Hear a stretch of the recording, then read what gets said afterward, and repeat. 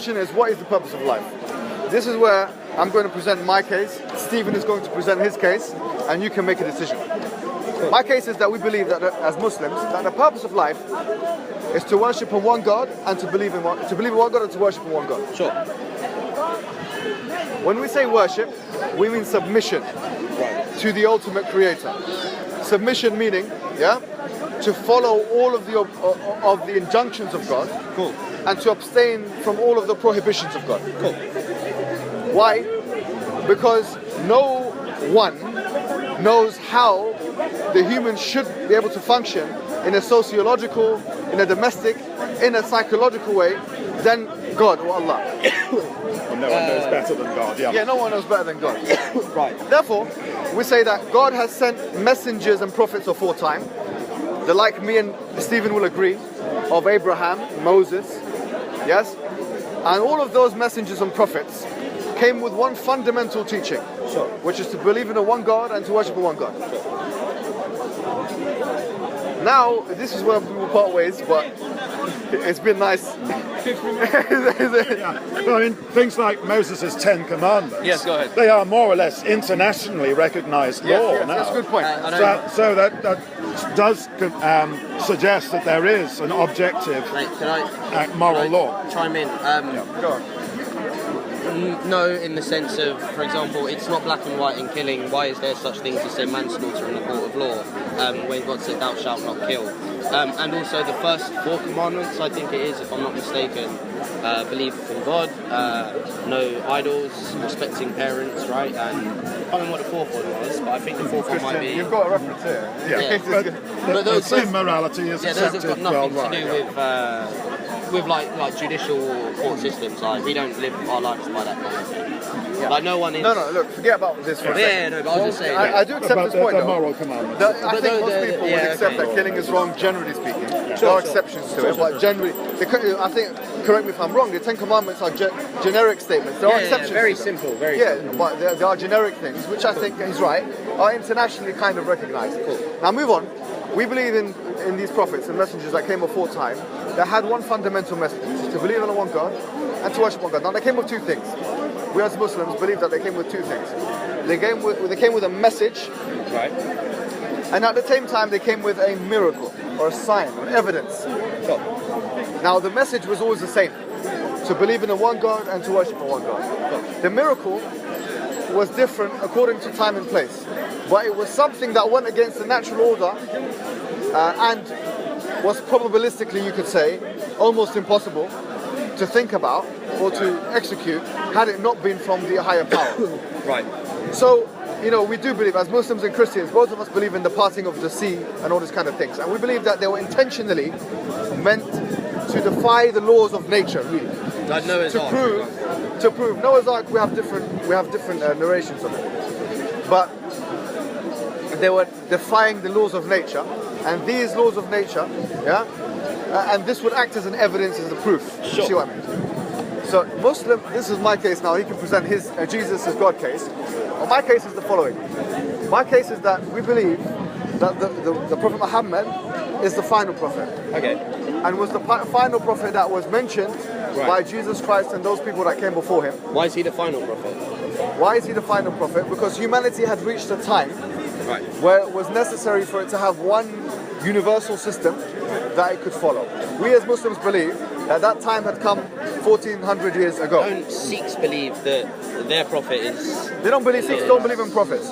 Sikhs believe in gurus, which are different to prophets. Sure. Alright, so moving on now, what I was going to say... But their guru is like more recent than... Yeah, he's 400 years ago. Yeah, that's right. It's only for here in Punjab. It's very philosophical. It's a different religion. The Sikh faith is a different discussion for a different person. Cool. They have a Punjabi-based religion, which is based in Punjab, and doesn't recognize the divine nature of any of the religions that came before. Cool. The difference between Islam and Sikhism is that Islam recognizes the divine nature of Christianity. Yeah, because it was expanded. We say that there are some parts of Christianity which is true, and some parts of Christianity which is not true. Right. There are some parts of Judaism which is true, and some parts of Judaism which is not true, and that Christianity originally, or Christ is the Messiah, and that he was the Injil or the Gospel. No, he wasn't the Son of God. You don't believe, but that the Gospels were sent to him. Yeah. But then those Gospels were changed and corrupted. So that's what we believe. They obviously don't believe in the same thing. Yeah, we believe we have thousands of Greek manuscripts, of the original New Testament, so and they all confirm each other. They believe that the 6,000 manuscripts that confirm each other. We say no, really. I'm pretty sure there are some inconsistencies amongst They're very, very minor. But they're still there. For the word of God, All right, so we would say, now what is the evidence of Islam? I'll tell you what we believe the evidence of Islam is. Number one, that you could say the prophecies of Jesus Christ. So the prophecies of those people that came before the Prophet Muhammad, which you will see in the Bible, funny enough. And we don't say that the Bible is a completely discarded document. So there are things, if you look at, for example, the book of Isaiah, chapter number 29, verse number 12, it says that there will come, it was talking about prophets that will come in the future, and it said it will be said to them, read, and then they will say, you're not of the learned. The Prophet Muhammad, when he came, these exact words were said to him. Read, Iqra, and he said, I'm not of the learned. I'm not of the learned. In addition to that, if you look at the book of Isaiah, chapter number 42, you'll find that it's angry. So 42, Isaiah 42 describes also people that will come in the future, or a prophet that will come in the future, and it describes even the geographic location, which is in present day Arabia. So we say that this is a very specific kind of prediction. Number two, the evidence within Islam, you could say, number one, the preservation of the Quran. Despite the fact that the Quran is 1,438 years old, we believe that the Quran has been preserved, and the same way that the Prophet read it, we're reading it today.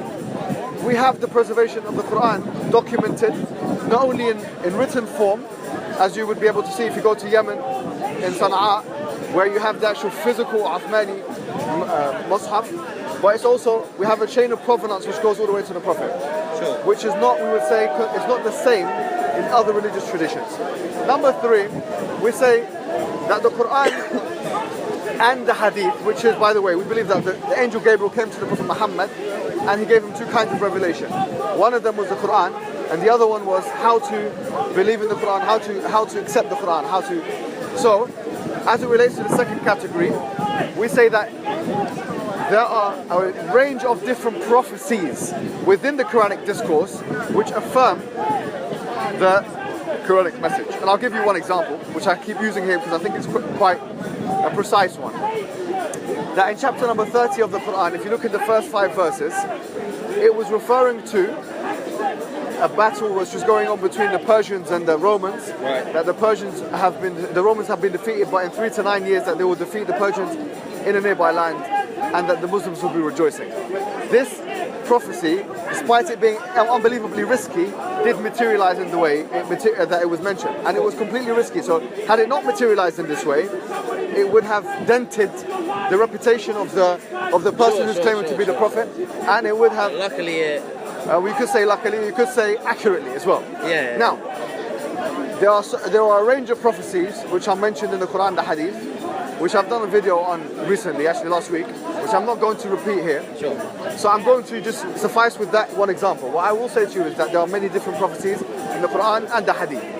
In addition to these prophetic things, we say that there's another layer of miracle, which is the linguistic miracle of the Quran. We say that the Quran is a linguistic miracle, in so much as the Arabic language is used and manipulated in a way which could not have been manipulated by a human being. And I'll give you 1 or 2 easy examples to fathom.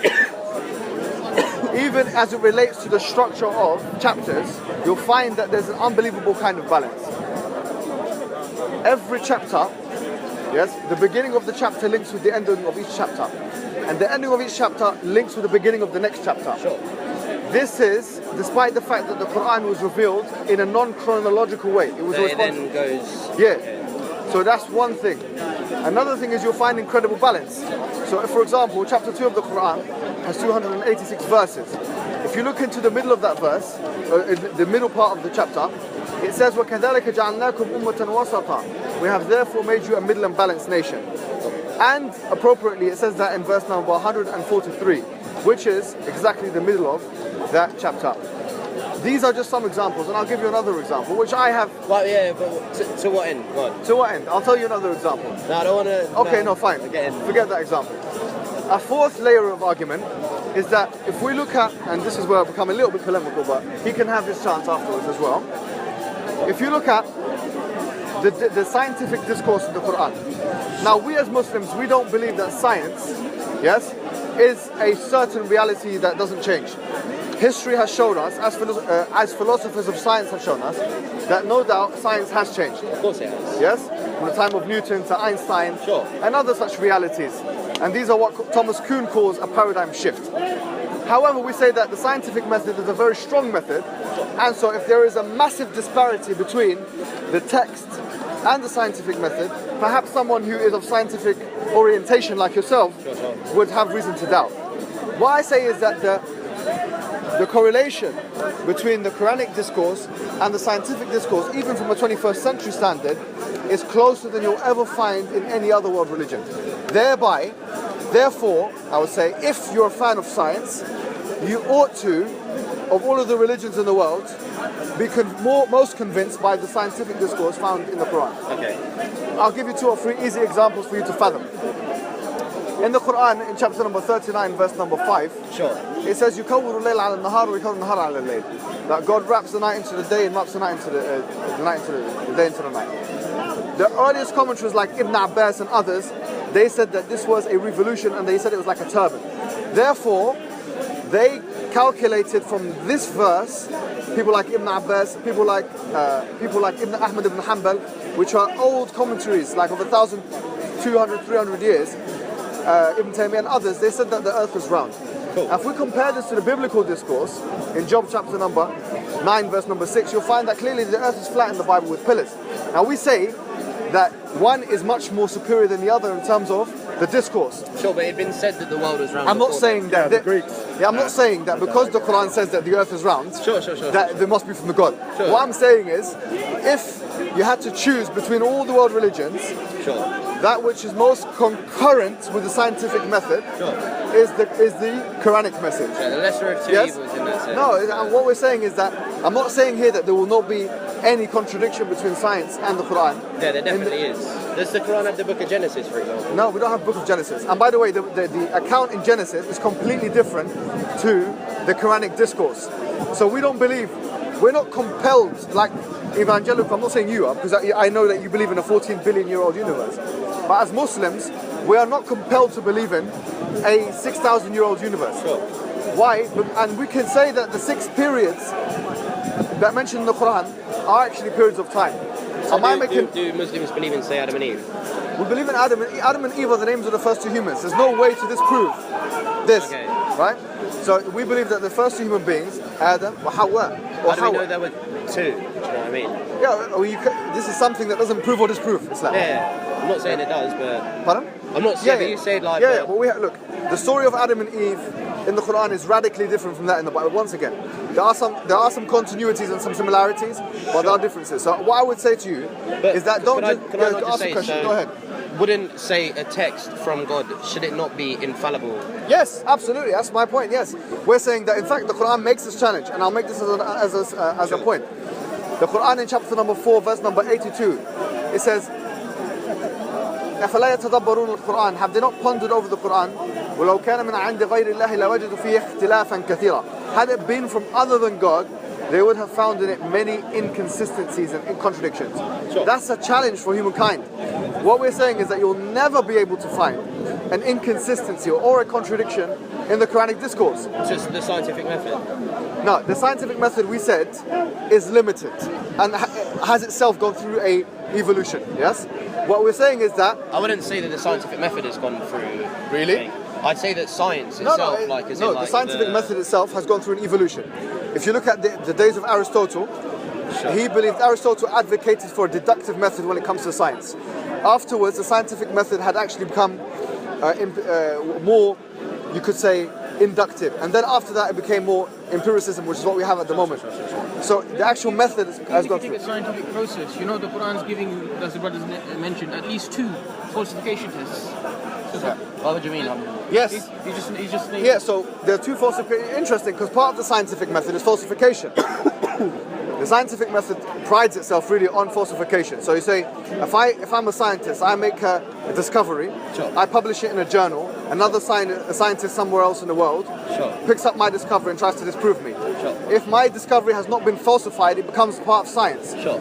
The Quran has the same thing in it, in so much as it says in one verse, as I said to you, you'll be able to find many contradictions in it, i.e. the Quran, had it not been from God. But the other falsification test is found in chapter 2 of the Quran, where it says that if you believe that it's other than God, فَأْتُوا بِسُورَةٍ مِّن مِثْلِهِ وَدَعُوا شُهَدَاءَكُم مِّن دُونِ اللَّهِ إِن كُنتُمْ صَادِقِينَ. That make a chapter like it and call your witnesses from other than God if you're of the truthful. Now you can say this is very subjective, yeah? Sure. I would say to you that there is a quantifiable element to this. That the Quran is the most memorized book in the world. It has changed the political and sociological landscape, you could say, more than any other religion that came after it. Sure. And furthermore, it is used, or it's in practical usage, yes? It's in practical usage and implementation more than any other book. In other words, people have to pray with it 5 times a day and such. Sure. That suggests that the Quran has had the biggest effect, yes, of any book in the world. Sure. And that suggests, therefore, you could say, I know he would beg to differ, I know. But that would also suggest, therefore, that there's a quantifiable element to the Quranic challenge.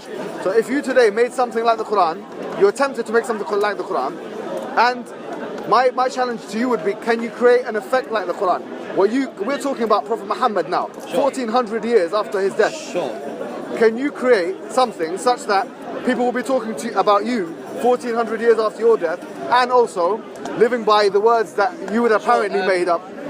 Yeah, I mean, like, I'm pretty sure that with, say, the Quran and the Bible, that it was spread not only, it wasn't that people willingly chose to take it on, it was also forced as well.